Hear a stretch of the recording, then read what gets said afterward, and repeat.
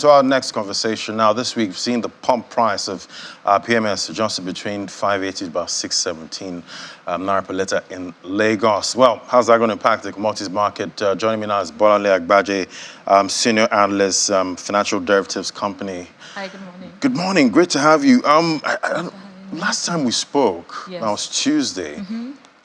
Why do I feel like PMS was about 400?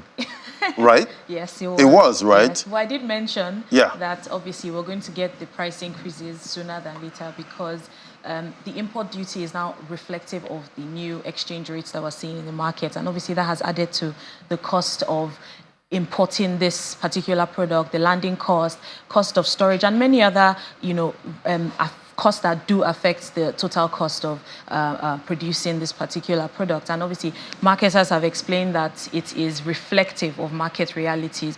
And it's just what is expected when you deregulate a market. It's just going to go up sometimes when, oil prices are higher, when cost of importing this particular product is higher. And then times when oil prices does go down, obviously, we would expect that to feed into the pump price of petrol. Yeah, because I remember a story I saw on social media. Some consumer was buying fuel, and immediately the news broke. He said the light went off at the filling station. And when the light came back on, the price, had changed. It almost seems like a miracle at this point.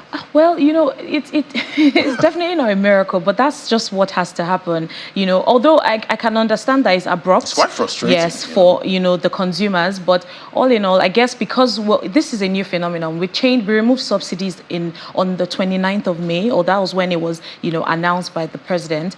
And obviously, a lot of marketers are just adjusting to what this new reality is. For the longest time, we had subsidies, and I guess this new wave of this deregulated market to take some time to adjust to. And I'm sure going forward, by the time they need to increase prices or reduce prices, it wouldn't be as abrupt. It would more or less be the new normal for consumers. Because it almost seems like it's hard to see an abrupt drop in price. Yeah.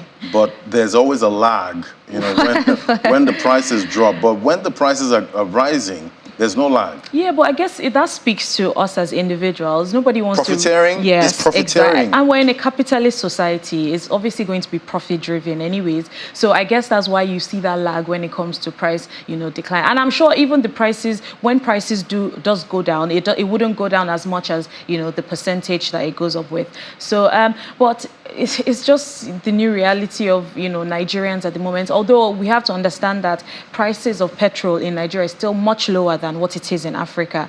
But I know obviously when you have this high price of petrol in combination with high inflation rates, high exchange rates, it would obviously be a lot to swallow for most consumers. And obviously living standards would definitely decline significantly. Poverty rates would go up, like the World Bank mentioned. Although they did mention the fact that it's time for the government to come in, give palliatives, look for ways to ease the stress of the lower end of the consumers. And it's quite interesting that prices of fuel we see compared to other countries, we're seeing it's much higher in those countries, but we see Egypt and Angola cheaper than Nigeria.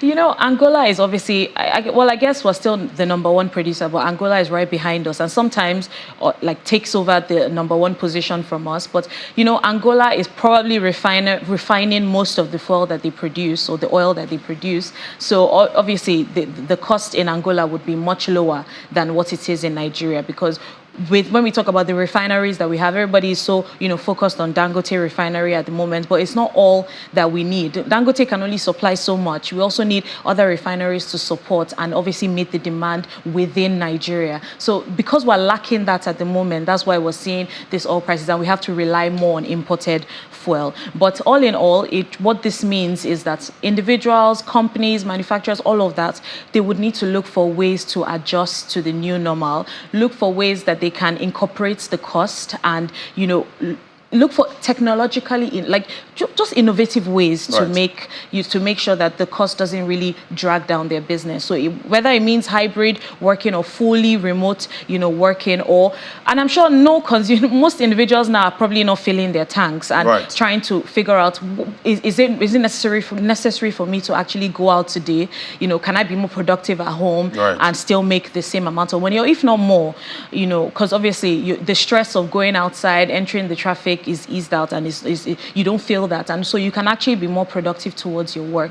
And also, I don't know if you've noticed as well, the fact that traffic has actually eased significantly. Yes. So it has. If you're looking at the bright side, just to keep you happy in the moment, but we do know that in the medium to long term, the prices will definitely regulate. The marketers have mentioned that in the association. I think they mentioned that yesterday or day before yesterday, and they did say that obviously right now everyone is just trying to find the balance. Oil prices are still relatively high. They still traded at about $80 per barrel at the beginning of today. I think it's come down to about $79 per barrel, and so you're obviously going to feel that impact in the economy, as well as the world economy, and with the as well. Rising cost of transportation, now we're seeing yes.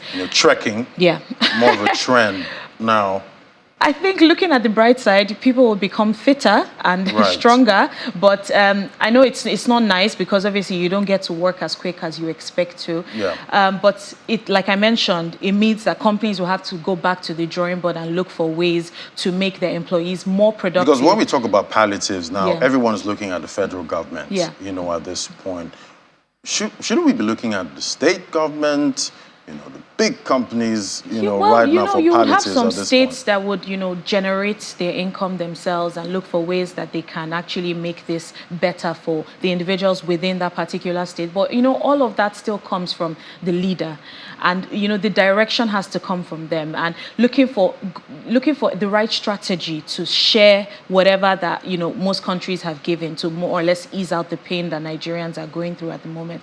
And I'm sure it seems like that's what the president is doing right now. He hasn't really said much about how they would, share this. But I think the right thing would be, like in most countries, for example, whenever they want to share grants and all of that, it's sent directly to bank accounts. But I guess in Nigeria, we don't have the technology to do that at the moment. But I guess it's something that they can possibly look into, and measure the fact that the lower end of the population gets more than the higher end. Because it looks like the government needs to get really creative. They need to get creative about making sure that getting palliatives out there. Especially the lower end of the population. Because you hear palliatives, but it doesn't get to the targeted people. But let's look at oil prices up this morning. Definitely, I believe we want to be seeing lower oil prices. It's sad, because we're one of the top oil producers in Africa. So higher oil prices is beneficial for us. So it's kind of like an opportunity PMS. cost.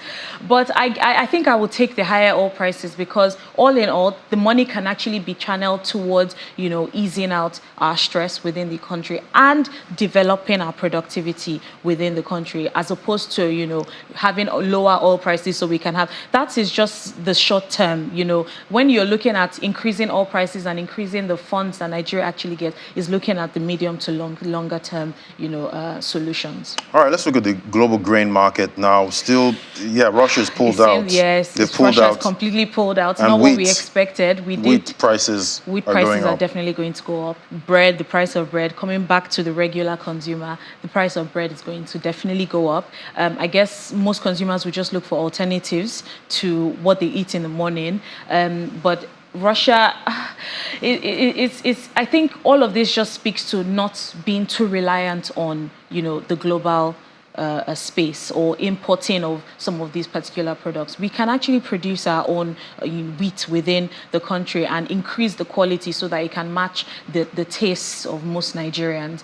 I guess that's where we have to look forward to, because there's nothing we can do about what Russia is doing at the moment. They seem to try to, I think what they're trying to do now is escalate, this particular war between Ukraine, and it's just our hands are tied. There's nothing we can do about that. All we get from that is the higher prices of wheat, and that obviously is bad for our economy. So looking for innovative ways to actually increase our own production, because I think we do produce, a small amount, but increasing that production, like I mentioned, so that's where the increasing revenue from oil would actually, be beneficial towards. So obviously, medium to long term, we're on the receiving side for now, and it's not necessarily good for our import bill, and that's just our reality. It almost seems like consumers are running out of options at this point. Yes, and we just have to face it.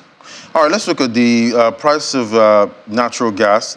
So Europe is having it good, with energy prices at this time, even though we're seeing the opposite, in these parts. Well, inventory levels have, significantly risen compared to what it was last year. I guess last year most countries were still trying to build up supply, and so we had seen that huge glut of demand, and that had affected prices. But right now, it seems like inventory build, because during this time, most of the time, the European countries are more or less trying to build up inventory ahead of the winter. But we're not seeing that. Prices are actually declining at the moment because inventory levels are almost at its peak.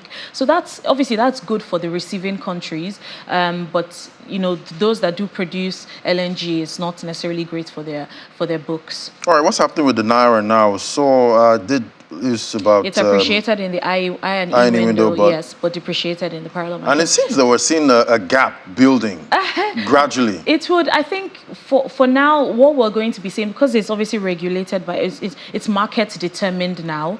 So you would get, the push and pull, but ultimately at some point there will be full convergence, or we hope that we'll get to the point where there's actually full convergence. Right, definitely hoping for that. What's happening with domestic commodity prices? Still relatively high. The likes of tomatoes are currently at about 90,000. It's huge. Like I don't see people buying tomatoes as much as they used to. 90,000 naira for a basket of tomatoes, and I'm sure you're not even going to be getting high quality tomatoes in that basket. Obviously, the price of pepper as well, 65,000 naira, is huge. Grains, gari, beans, also in the ranges of the 30,000. And how can I make stew without tomatoes? What's the alternative? I guess with the kind of taste that Nigerians have, I don't think there's any alternative per se. Right. But I guess you'll just reduce the pot of stew that you're making. And tomato paste, is that going up? Well, obviously, tomato paste is like a final product. Right. So that's going to be expensive too. Yes. Wow. How do I make my stew now? Quite incredible times. All right, thank you so much, Bolanle Egbaje. Always great having your perspective. Thank you for having me. Senior analyst, financial derivatives company. Thank you so much.